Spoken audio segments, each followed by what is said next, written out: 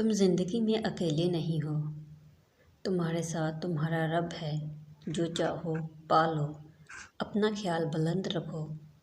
وہ بلندیوں سے ہی مدد کرے گا۔ مقصد کے بغیر تو تم سب کا دم گھٹ رہا ہے، خود کو ہلاک کرتے ہو، ہر حال میں خوش رہنے کا جہاد کیوں نہیں کرتے؟ اللہ کے پاس تخلیق کے خیال کی کمی نہیں تھی، وہ مٹی سے کچھ بھی بنا دیتا، جبکہ اس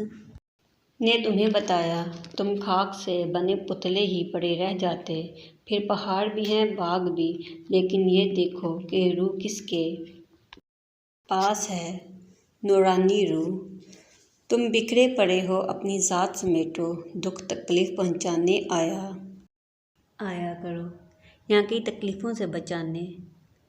سوچا کرو۔ مصیبت اگر ہستی جگا دے تو مصیبت نہیں، پچھتاوے زندگی کا گھن ہے،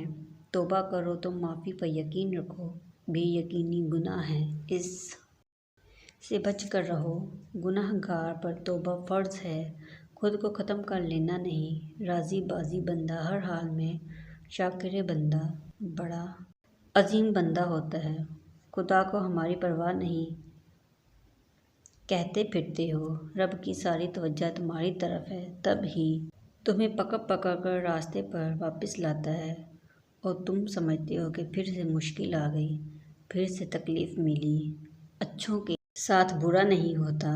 اچھوں کے امتحان زیادہ ہوتے ہیں، جن کے امتحان زیادہ ہوں ان کے درجات بھی زیادہ ہوتے ہیں۔